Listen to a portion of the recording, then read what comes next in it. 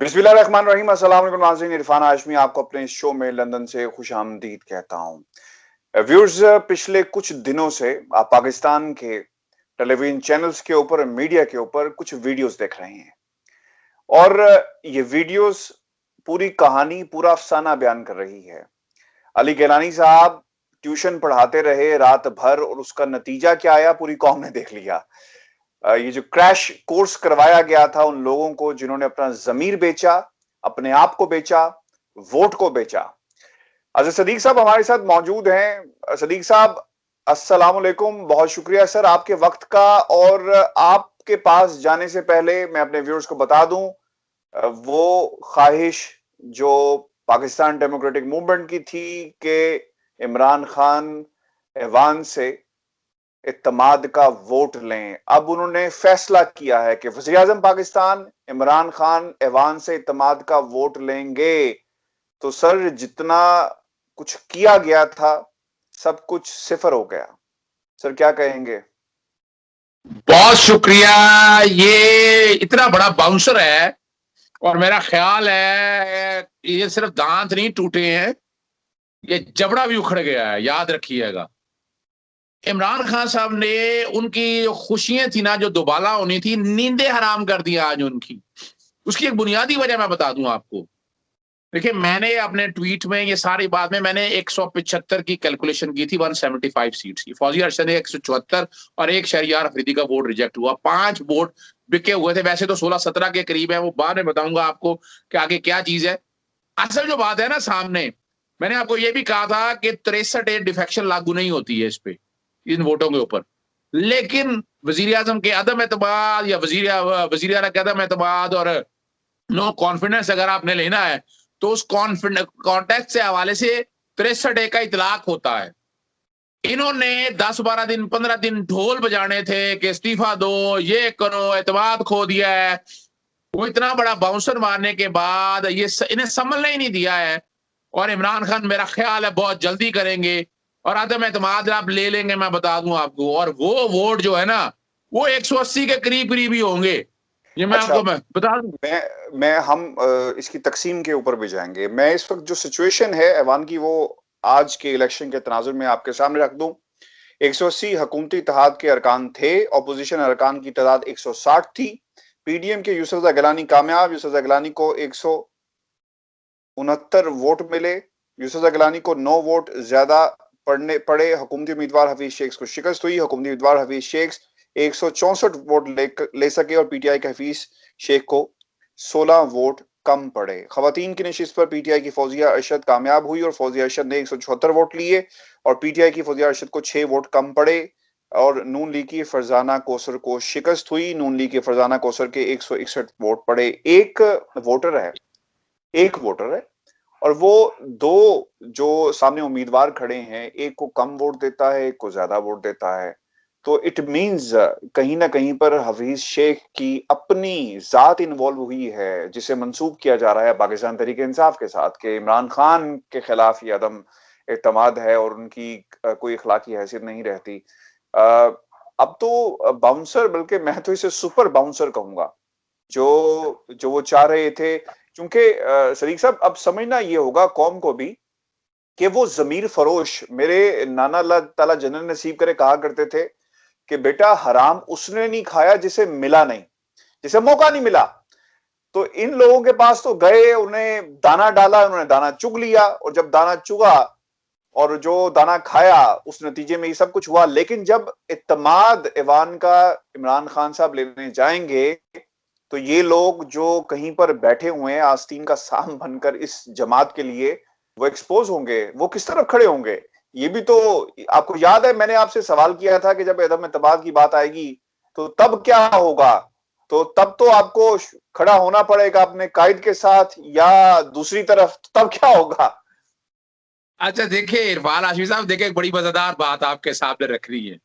और आप और हम वो शोर डालते थे, ये मुख्य का जो पंजाब के अंदर हुआ है, पीटीआई के दोस्तों को समझ नहीं आई, वो इसको प्लीड नहीं कर सके। डस्का का इलेक्शन भी बेहतर प्लीड नहीं कर सके, लेकिन सेनेट का इलेक्शन उन्होंने अच्छा प्लीड किया है। वरना जो मेरे पास इतला है ना, नवाज शरीफ साहब खुद एक्टिव थे पंजाब के अंदर से को तकरीबन 23 के करीब पीटीआई के उम्मीदवार उन्होंने तोड़े, उनको सीटों का लालच दिया गया, पैसे दिए गए और अच्छा, बाकायदा ये तो मैं क्लियर कर दूं आपको, ब्रेकिंग उनमें से न्यूज 19 बता दी। जी बिल्कुल, ये ब्रेकिंग न्यूज है, ये याद रखिएगा, ये हमने रिकॉर्ड में रखना है, किसी वक्त तारीख का ये हिस्सा होगा।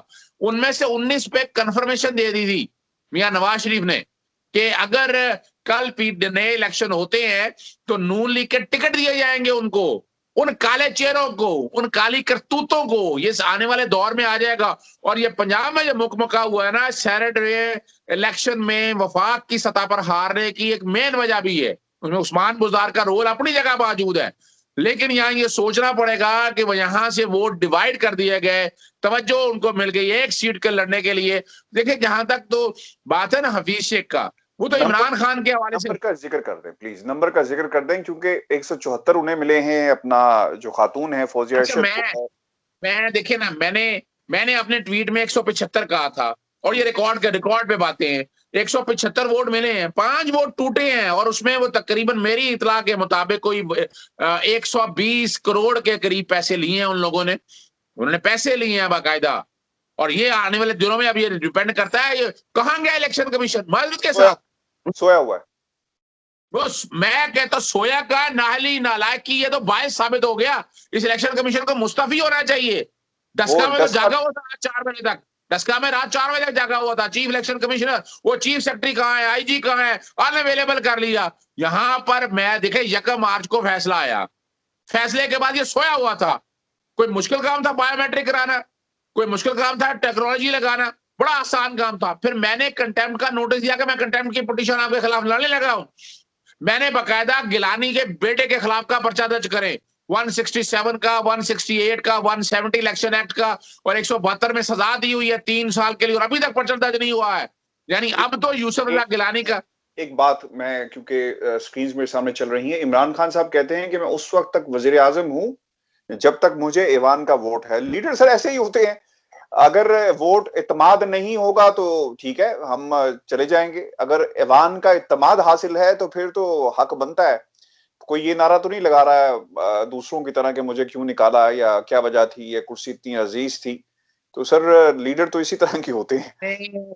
जब ये प्रेस कॉन्फ्रेंस हो रही थी ना, तो मैं पीएमएल के एक दोस्त हैं जो बहुत करीब हैं, वजीर भी रहे हैं, बड़ा नोट कमाया उन्होंने, उनका फोन आया मुझे, मैंने उन्हें 150 सीटों का बताया था, तो कह लेंगे तुमने बड़ी कैलकुलेशन की थी और साथ में मुझे बताने लगे कि ये इमरान ने तो हमारे लिए इतना बड़ा बाउंसर मार दिया, हमें तो परेशानी हो गई है और हमारे इंटरनल इजलास होने लगे हैं आपस में बैठ के कि इसको काउंटर कैसे करना है, इन्हें तो खड़े होने का मौका नहीं दिया।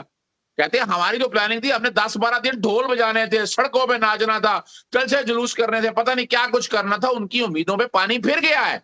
और ऐसा ये सुपर बाउंसर का लफ्ज आपने अच्छा इस्तेमाल किया है, लेकिन यहाँ एक बात और याद रखिएगा, मैंने बड़ा वाज़ेह तौर पर, और मैं अभी डॉक्टर मुईब पीरज़ादा के साथ प्रोग्राम में था 92 में और वो अपना बैठे हुए थे, अपना क्या नाम मेरे नाम जेन से निकल गया उनको, हाँ फरूख हबीब बैठे हुए थे। तो मैंने बताया, मैंने कहा देखा 3 बड़ी बुनियादी गलतियां हैं। एक तो रिटर्निंग ऑफिसर के पास ही सेक्शन 109 की दरखास्त दे देनी चाहिए थी कि ये धांधला हुआ है, धांधली हुई है इसके अंदर। 175 यानी 174 वोट है, उन्हीं की कैंडिडेट को पढ़ते हैं, हफीज शेख को नहीं पढ़ रहे, हफीज शेख की शख्सियत को जरा साइड में छोड़ दें। यहाँ कोई आइडियलिज्म की बात नहीं हो रही है, यहाँ पैसा चला है, नोट चला है, वोट चले हैं, जो सारी चीजें सामने हैं, वो नहीं कहा दरखास्त दी उन्होंने।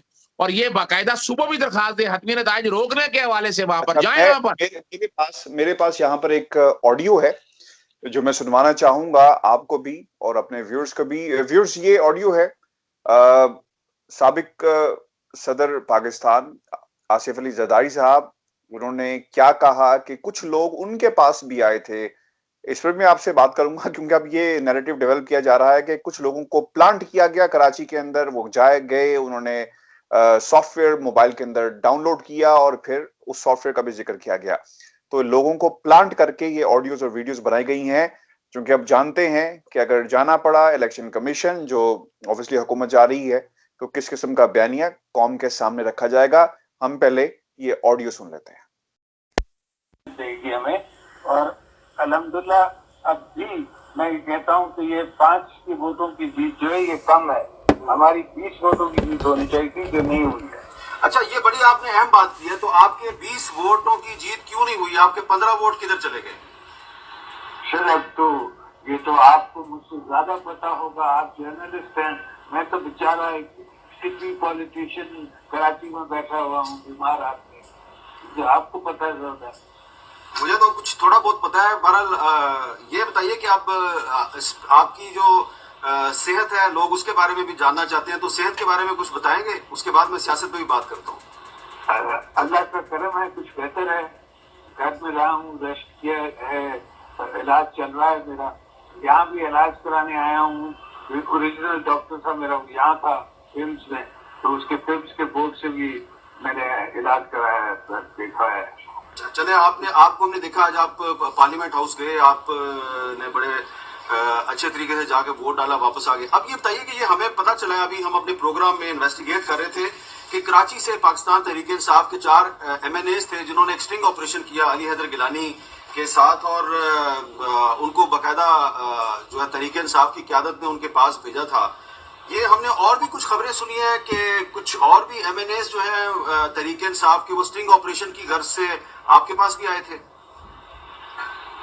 कुछ उसके बंदे आए थे और उनका वो वेल्थ आदमी के पास आ गए थे,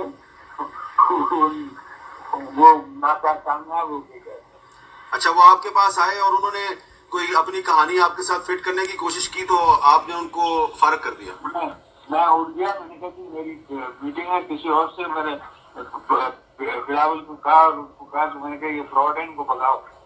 अच्छा, और वो दोनों MNAs थे और वो फ्रॉड करने आए थे आपके साथ? MNA नहीं थे, तो एक लोग थे कुछ। अच्छा, कुछ लोग थे। अब आपको क्या लग रहा है कि आप सही साहब, आपने ऑडियो सुनी, वही कहते हैं कि ये कोई और लोग थे जो आए और अच्छा, मैं एक बात बताऊं आपको, चंदा चकोरी मांगने को जाए चांद, आसफ अली जरदारी बच्चे बन गए, आज याद आया उन्हें? ये प्लांटेड चीजें सारी आज याद आनी थी उन्हें।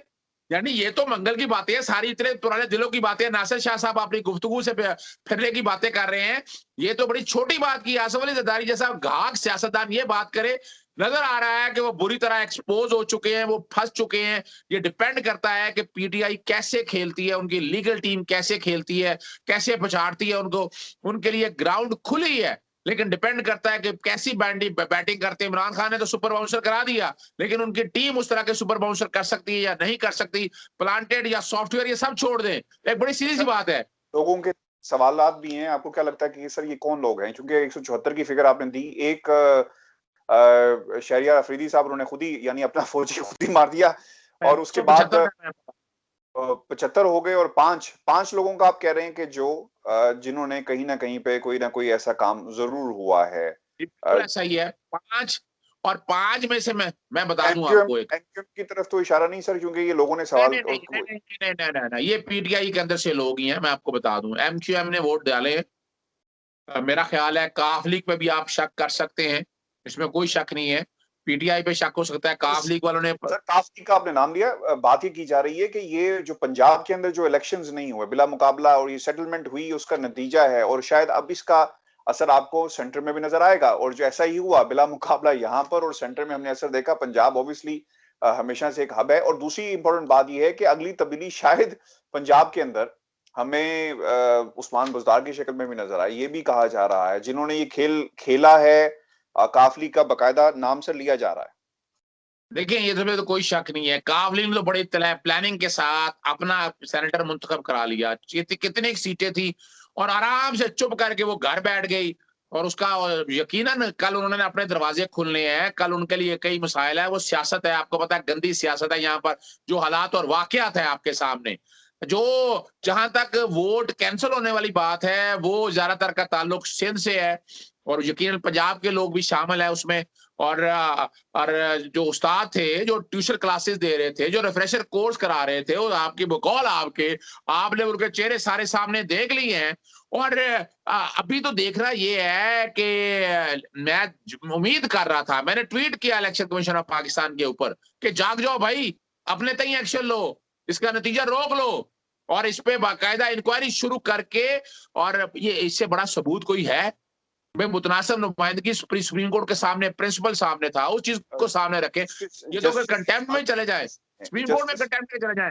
बिल्कुल, जस्टिस एजाजुल एहसन ने, आपको याद होगा, सवाल भी किया था कि मुतनासिब जो है ये रिप्रेजेंटेशन इज वेरी इंपॉर्टेंट, तो ये कैसे मुमकिन है, क्या ये मुमकिन है कि एक जमात की रिप्रेजेंटेशन नहीं है तो वो किस तरह वोट लेगी। तो ये तो इस पर तो बड़ा एक क्लियर चीज ऑलरेडी मौजूद है, और अब देखना ये होगा कि इलेक्शन कमीशन इस पे क्या करता है, क्योंकि अब तमाम नजरें सदीक साहब समेत आपके, मेरे, पूरी कौम के इलेक्शन कमीशन ऑफ पाकिस्तान में। और मैं आपको एक बात बताऊं, सच्ची ये बात है, ये सेनेट इलेक्शन की जो हम बातें कर रहे हैं, मेरा ख्याल है कि पाकिस्तान की 50 या बल्कि इससे ज्यादा फीसद आबादी को तो इस इंतखाब का तो पता भी नहीं होगा। वो आम इंतखाब को जानते हैं, सेनेट के इंतखाब के बारे में, और जितनी जिस लेवल के ऊपर हॉर्स ट्रेडिंग और जो चीजें हो रही हैं, शायद पाकिस्तान की मेजोरिटी आवाम जो है इससे ला इल्म है। और ये है बहुत बड़ा सवाल जो इन हुक्मरानों ने, मेरा ख्याल है कि वो जब आप तालीम नहीं होगी, शऊर नहीं होगा, तो लोगों को क्या पता कि इन ऐवानों के अंदर क्या हो रहा है और किस तरह जोड़ तोड़ होती है। और हॉर्स ट्रेडिंग के खैर स्पेलिंग भी नहीं लोगों को पता होंगे। तो मेरा ख्याल है कि ये हमें हमें आज मिनहासुल मजमुई और बतौर कौम ये फैसला भी करना होगा कि पाकिस्तान में तालीम अगर आम करनी है तो उसके समरात ये होंगे कि लोगों को समझ आएगी कि सिस्टम क्या है, क्या किस तरह इसको चलाया जाएगा। आज दो चीजें बड़ी क्लियर हुई हैं। खुफिया वोटिंग की करिश्मा साजी, ये है खुफिया वोटिंग की करिश्मा साजी। पहले पड़े, फिर टूटे, फिर बिके, इस तरह लोग बिकते हैं। अच्छा, अब जो सवाल उस वक्त उठाया जा रहा था ना, अभी तो खैर ऐलान अब हुआ कि हम जो है एतमाद का वोट लेंगे। सवाल ये उठाया जा रहा था कि क्या लोगों ने इमरान खान को मुस्तरद किया, तो खैर हमने उसका जवाब भी रख दिया कौम के सामने, इमरान खान को मुस्तरद नहीं किया। अगर किया होता तो ये फौजिया अरशद साहिबा, अब हमें कंपेयर करना होगा ना, वोटर सर एक है दो लोगों को, तो अब इसके ऊपर भी एक सवाल जरूर बनता है सदीक साहब। लोगों के अंदर रिजेंटमेंट मौजूद है, पाकिस्तान तहरीक इंसाफ के अंदर लोग ये सोचते जरूर हैं कि उनका एक्सेस नहीं है, कुछ मखसूस लोगों को एक्सेस हासिल है, तो इस पर भी सोचना होगा। आज बैरिस्टर एतजाज ऐसा ने ये बात भी कही है कि गिलानी साहब मौजूद रहे, नजर आते रहे, क्या है क्या नहीं है, आई डोंट नो ये बात किस हद तक सही है, लेकिन आप जब लोगों को मिलते हैं और अपनी प्रेजेंस शो करते हैं, do you agree with this statement sir? देखिए, मैं नहीं समझता, क्योंकि देखिए ये है कौमी असेंबली के लोग थे, मेंबर पार्लियामेंटेरियन थे जिन्हें वोट का हक इस्तेमाल किया। ये कोई आम से इलेक्शन नहीं थे, ना ये हाईकोर्ट बार या बारों के इलेक्शन थे, वहां आपका मौजूद होना जरूरी है। ये पार्टी बेस पे इलेक्शन हो रहा है। देखिए, ना तो ये हाईकोर्ट बार या हमारे डिस्ट्रिक्ट बारों के इलेक्शन है, ना ही ये बार काउंसिल के इलेक्शन है, ये पार्टी बेस इलेक्शन है। Party base. फौजिया अरशद को कौन जानता है? मैं नहीं जानता उनको, ना आप जानते होंगे उनको। वो कौन सी ऐसी प्रोमिनेंट शख्सियत थी कि वो 174 या 175 वोट ले जाती हैं और हफीज शेख साहब नहीं ले जा सकते। ये जो कि टारगेट ही हफीज शेख को किया गया था, यूसुफ रजा गिलानी को आगे लाना था, और वो कहते रहे हैं उन्होंने, तो देखे ना, उन्होंने लेडीज की सीट पे तो तवज्जो ही कोई नहीं दी उन्होंने। वो तो टोटल वोट है, सिर्फ एक वोट है जो 160 से 161 हो गया है। बाकी तो अगर देखे ना, वो रिजेक्ट हो गए और वो सारी चीज सामने आ गई। ये तो है इमरान खान साहब अपनी सफों में से सोचना पड़ेगा। क्या लगता है कि सजरानी साहब चेयरमैन सेनेट, सर वो भी एक बड़ा सवाल है उनका, उनकी मुद्दत और फिर जब पूरी होती है फिर चेयरमैन सेनेट के लिए भी तो फिर कोशिश की जाएगी सर। देखें, इरफान हाशमी साहब, एक तो मैं बात बता दूं, सादिक संजरानी साहब जो है ना, वो तो नहीं जाने वाले यहाँ से, वो तो इनके गले पे बैठे देंगे। हम और आप बात करते रहे, मैंने कहा था परवेज रशीद कैंडिडेट मरियम नवाज ने पुट किया है और वो लाना चाहती है चेयरमैन सेनेट। आसफ अली जरदारी का मैंने बहुत पहले जब कैंडिडेट लेके आए थे तो उस वक्त कहा था कि इनको चेयरमैन सेनेट बनाने के लिए वो लेकर आए हैं। चेयरमैन सेनेट की सेज जो है ना, वो बहुत कांटोदार होगी, इतना आसान काम नहीं है। उसके लिए पैसे खरीदने वाला इशू नहीं आएगा, और उसके लिए मेरा जहां तक ख्याल है, मेरी जहां तक जाती राय है, या मैं अपने तजर्बे से कह सकता हूं, वो बहुत मुश्किल है चेयरमैन सेनेट इनके पास जा सके। वो चेयरमैन सेनेट जो है वो सादिक संजरानी साहब ही रहेंगे, अगले 3 साल तक वही रहेंगे, उन्हें कोई नहीं हिला सकेगा। बड़ा मुश्किल काम है उनके हवाले से। इमरान खान साहब मुझे शायद आई माइट बी रॉन्ग, और व्यूअर्स इंफॉर्मेशन, ये इनका सर 11 मार्च को सर ये टाइम पूरा नहीं हो रहा, क्योंकि 12 मार्च को इन्होंने 3 साल के लिए होता है ना सर। जी बिल्कुल ऐसा ही है, बिल्कुल ऐसा ही है। नया चेयरमैन जो है ना, नया मुंतखब करना है, इसमें तो कोई शक नहीं है। सादिक संजरानी साहब यानी 11 मार्च तक वो सीट खत्म हो जाएगी, नए नए लोग आएंगे, नए लोग को सामने रखते उसके मुताबिक अक्सरियत लेकर चेयरमैन का इलेक्शन आना है। और उसके लिए वो अगले 3 साल के लिए मैं बता रहा हूँ ना चेयरमैन मुंतखब हो गए। और मैं नहीं समझता कि इमरान खान सादिक संजरानी के अलावा कोई और कैंडिडेट लेके आएंगे।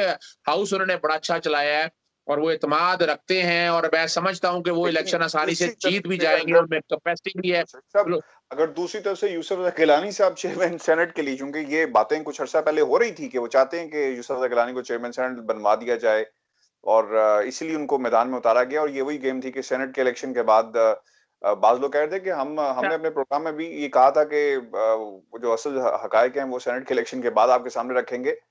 तो सर यही तो हकायक थे कि चेयरमैन सेनेट को बनाने के लिए यूसुफ गिलानी साहब आप जीत गए हैं, तो जाहिर सी बात है कोशिश तो सर की जाएगी क्योंकि नंबर्स उनके पास अब ज्यादा हो जाएंगे, शायद 51-49 की का ईवान सर बन रहा है। जी बिल्कुल ऐसा ही है। लेकिन अभी तो आपके सामने जब सादिक संजरानी चेयरमैन बने थे तो उस वक्त तादाद कितनी ज्यादा थी? उस वक्त पीपल्स पार्टी और उनके इत्तेहादियों की तादाद को 60 से 62 के करीब थी या 65 के करीब जाती थी। तो वो उस वक्त बन गए थे। तो अब कौन सी मुश्किल बात है?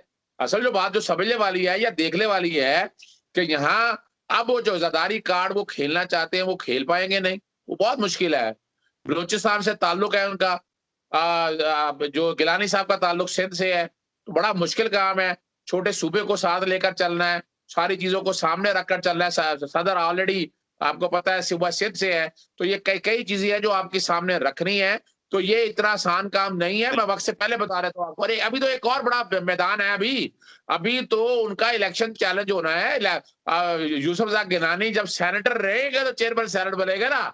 ये मैं एक बड़ी बात कर रहा हूं, आपको बड़ी मुश्किल नजर आ रही होगी, लेकिन अगर सही गेम लड़ी उन्होंने, सही बॉल खेला, उसके लिए 2 रास्ते हैं। एक तो इलेक्शन कमीशन में सेक्शन 109 के तहत जाए, उसके अलावा तौहीनी अदालत सुप्रीम कोर्ट के हवाले से जाए, तभी यह मामला सारा खत्म हो जाएगा और चेयरमैन और यूसुफ गिलानी अपनी सीट से हाथ धो बैठेंगे। बहुत शुक्रिया सदीक साहब सर आपके वक्त का। व्यूअर्स ये आज का हमारा शो था, an eye opener for the whole nation, पूरे पाकिस्तान के लिए।